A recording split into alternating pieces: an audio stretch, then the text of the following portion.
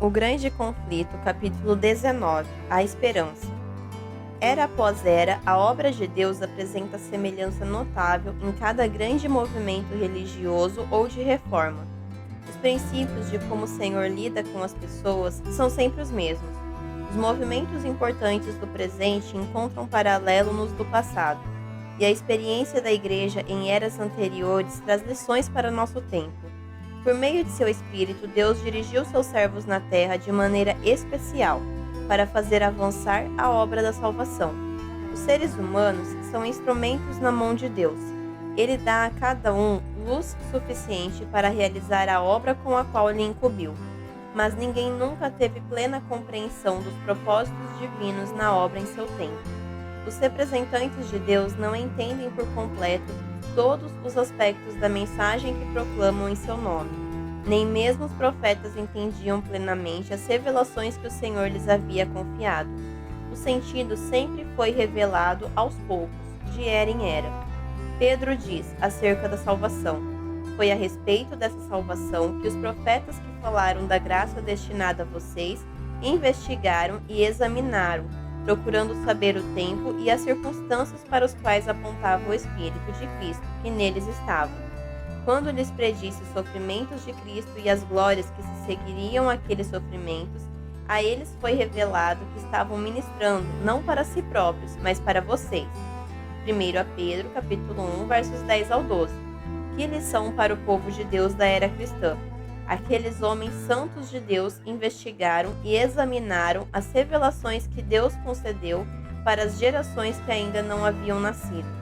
Que repreensão para a indiferença amante do mundo que se contenta em declarar que ninguém é capaz de compreender as profecias. Às vezes, a mente dos servos de Deus fica tão cega pelas tradições e pelos falsos ensinos que eles só conseguem entender parcialmente as coisas reveladas em sua palavra. Mesmo quando o Salvador estava com os discípulos, estes acreditavam no conceito popular de que o Messias seria um príncipe terreno que exaltaria Israel e o transformaria em um império universal. Não conseguiam compreender as palavras de Cristo que prediziam seu sofrimento e sua morte. Chegou o momento. Cristo tinha enviado os discípulos com a seguinte mensagem: o tempo é chegado, dizia ele, o reino de Deus está próximo. Arrependam-se e creiam nas boas novas. Marcos 1,15. Essa mensagem estava baseada na profecia de Daniel 9. As 69 semanas se estenderiam até o ungido, o líder, e os discípulos aguardavam com expectativa a fundação do reino do Messias em Jerusalém para governar sobre o mundo inteiro. Eles pregavam a mensagem que Jesus lhes havia concedido, embora não compreendessem seu significado. Embora a proclamação deles estivesse baseada em Daniel 9:25, não viam no versículo seguinte que o ungido seria morto. Fixaram o coração na glória de um império terreno, e isso cegou seu entendimento. No exato momento em que esperavam ver seu Senhor subir ao trono de Davi, eles testemunharam sua prisão, seus açoites, sua zombaria, condenação e crucifixão. Que desespero e angústia oprimiram o coração daqueles discípulos. Cristo havia chegado no exato momento predito. Cada detalhe das Escrituras tinha se cumprido. A palavra e o Espírito de Deus confirmaram a comissão divina de seu Filho. Ainda assim, a mente dos discípulos foi obscurecida pela dúvida. Se Jesus realmente havia sido o Messias verdadeiro, por que eles afundaram em tamanho luto e desapontamento? Essa foi a pergunta que torturou a alma dos discípulos durante as horas sem esperança daquele sábado entre a morte e a ressurreição. Entretanto, Deus não os abandonara. Embora eu esteja morando nas trevas, o Senhor será minha luz. Ele me fará sair para a luz. Contemplarei a sua justiça. Miqueias 7, versos 8 e 9. A luz raia nas trevas para o íntegro, para quem é misericordioso, compassivo e justo. Salmos 112:4. Transformarei as trevas em luz diante deles e tornarei retos os lugares acidentados. Essas são as coisas que farei. Não os abandonarei. Isaías 42:16.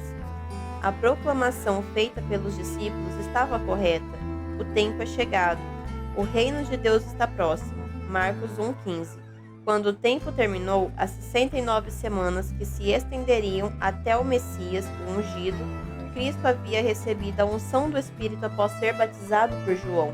O reino de Deus não era um império terreno, como os discípulos haviam sido ensinados a crer, nem consistia naquele reino futuro e imortal, no qual todos os governantes o adorarão e lhe obedecerão. Daniel 7,27. A expressão reino de Deus se refere tanto ao reino da graça quanto ao reino da glória. O apóstolo diz: assim, aproximemo-nos do trono da graça com toda confiança, a fim de recebermos misericórdia e encontrarmos graça. Hebreus 4,16. A existência de um trono subentende a existência de um reino. Cristo usa a expressão reino dos céus para designar a obra da graça no coração humano. Assim, o trono da glória representa o reino da glória. Mateus 25, versos 31 e 32. Esse reino ainda é futuro, só será fundado após a segunda vinda de Cristo. Quando o Salvador entregou a própria vida e clamou: está consumado, João 19,30, confirmou a promessa de salvação feita ao casal pecador no Éden. O reino da graça que existira até então pela promessa de Deus foi fundado. Assim, a morte de Cristo, o acontecimento que os discípulos enxergavam como a destruição da esperança deles, na verdade, estava garantindo essa esperança para sempre. Embora tenha ocasionado um desapontamento cruel, foi a prova de que sua crença estava correta. O evento que os encheu de desespero abriu a porta de esperança para todos os fiéis de Deus em todas as eras. Misturado ao ouro puro do amor dos discípulos por Jesus, se encontrava o metal barato de ambições egoístas. A atenção deles estava fixada no trono, na coroa e na glória. O orgulho em seu coração e a sede por glória mundana impediram que entendessem as palavras do Salvador, que lhes revelava a natureza verdadeira de seu reino e apontava para sua morte. Esses erros resultaram na provação que Deus permitiu para corrigi-los. O Senhor confiaria aos discípulos o evangelho glorioso de seu Cristo ressurreto. A fim de prepará-los para essa obra, permitiu essa experiência que pareceu tão amarga.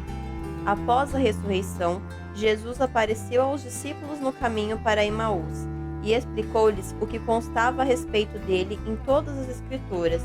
Lucas 24:27. Queria alicerçar a fé deles na palavra profética confirmada. 2 Pedro 1,19. Não só por meio de seu testemunho pessoal, mas também pelas profecias do Antigo Testamento. E como primeiro passo para lhes dar esse conhecimento, Jesus direcionou a atenção dos discípulos para Moisés e todos os profetas do Antigo Testamento, do desespero à certeza. De uma maneira mais completa do que nunca, os discípulos acharam aquele sobre quem Moisés escreveu na lei, e a respeito de quem os profetas também escreveram, João 1,45. Certeza e fé límpida substituíram a incerteza e o desespero. Passaram pela provação mais profunda possível para eles e viram como a palavra de Deus havia se cumprido de maneira triunfante. Depois disso, o que poderia abalar sua fé? Em sua mais profunda tristeza, foram firmemente encorajados e encontraram uma esperança que era como âncora da alma firme e segura. Hebreus, capítulo 6, versos 18 e 19. O Senhor diz: o meu povo jamais será envergonhado. Joel 2,26. O choro pode persistir uma noite, mas de manhã irrompe a alegria. Salmos 35. No dia da ressurreição, esses discípulos encontraram o Salvador, e o coração deles ardeu enquanto ouviam suas palavras. Antes de sua ascensão, Jesus os instruiu: vão pelo mundo todo e preguem o evangelho a todas as pessoas. Marcos 16,15. Acrescentando: e eu estarei sempre com vocês. Mateus 28:20. No dia do Pentecostes, o Consolador prometido veio, e o coração dos fiéis vibrou com a presença vívida do Senhor que havia ascendido ao céu. O desapontamento. A experiência dos discípulos na primeira vinda de Cristo encontra uma contraparte na experiência daqueles que anunciaram sua segunda vinda. Assim como os discípulos pregaram: o tempo é chegado, o reino de Deus está próximo, Miller e seus companheiros proclamaram que o último período profético da Bíblia estava prestes a terminar, que o juízo logo aconteceria. e que o reino eterno seria fundado depressa. A pregação dos discípulos acerca do tempo era baseada nas 70 semanas de Daniel 9. A mensagem que Miller e seus companheiros proclamavam anunciava o fim das 2.300 tardes e manhãs de Daniel 8,14, das quais as 70 semanas faziam parte. A pregação de ambas era baseada em uma parte diferente do mesmo período profético. Assim como os primeiros discípulos, Guilherme Miller e seus companheiros não entendiam totalmente a mensagem que transmitiam. Erros profundamente enraizados na igreja impediram que interpretassem de forma correta um aspecto importante da profecia. Por isso, embora anunciassem a mensagem que Deus lhes havia confiado, por não compreenderem todo o seu significado, sofreram um desapontamento. Miller adotou o ponto de vista muito disseminado de que a terra é o santuário e acreditava que a purificação do santuário representava a purificação da terra pelo fogo quando Jesus voltasse. Logo, concluiu, o fim das 2.300 tardes e manhãs revelaria o tempo do segundo advento. A purificação do santuário era o último rito que o sumo sacerdote realizava no ciclo anual de adoração. Consistia na obra de fechamento da expiação, a retirada ou o afastamento dos pecados de Israel. Ilustrava de antemão a obra final de nosso sumo sacerdote no céu, removendo ou apagando os pecados de seu povo, os quais estão registrados nos livros celestiais. Esse serviço envolve investigação, uma obra de juízo, e ocorre logo antes da vinda de Cristo nas nuvens dos céus, pois quando ele vier, todos os casos já estarão decididos. Eis que venho em breve, a minha recompensa está comigo, e eu retribuirei a cada um de acordo com o que fez. Apocalipse 22:12. Essa é a obra de juízo que a primeira mensagem angélica de Apocalipse 14:7 anuncia. Temam a Deus e glorifiquem-no, pois chegou a hora do seu juízo. Aqueles que proclamaram essa advertência deram a mensagem correta no tempo certo. Assim como os discípulos estavam equivocados quanto ao reino que seria fundado ao fim das 70 semanas, os adventistas erraram quanto ao acontecimento que ocorreria ao fim das 2.300 tardes e manhãs. Nos dois casos, erros populares cegaram a mente à verdade. Ambos os grupos cumpriram a vontade de Deus ao entregar a mensagem que ele havia concedido, e ambos sofreram um desapontamento por não compreenderem totalmente a mensagem. No entanto, o Senhor cumpriu sua vontade ao permitir que a advertência do juízo fosse proferida dessa maneira. Em seu plano, a mensagem seria uma prova para purificar a igreja. Os corações estavam fixados neste mundo ou em Cristo e no céu. Estavam prontos para se afastar de suas ambições mundanas e receber com alegria o advento de seu Senhor? O desapontamento também provaria o coração daqueles que afirmavam ter aceitado a advertência. Abririam mão apressadamente de sua experiência e deixariam de lado a confiança na palavra de Deus quando fossem chamados a suportar a zombaria do mundo e o teste da demora e do desapontamento. Por não terem entendido de imediato o agir de Deus, rejeitariam as verdades que o testemunho claro de sua palavra sustentava? Essa prova lhes ensinaria o perigo de aceitar interpretações humanas, em vez de fazer da Bíblia sua própria intérprete. Levaria os filhos da fé a um estudo mais minucioso da palavra, a examinar os fundamentos de sua fé com mais cautela, e a rejeitar tudo que não estivesse baseado nas Escrituras, por mais aceito que fosse pelo mundo cristão. As coisas que pareciam escuras na hora da prova depois se tornariam claras. A despeito do sofrimento que resultou de seus erros, eles aprenderiam por meio de uma abençoada experiência que o Senhor é cheio de compaixão e misericórdia. Tiago 5:11. E todos os seus caminhos são amor e fidelidade para com os que cumprem os preceitos de sua aliança. Salmos 25:10.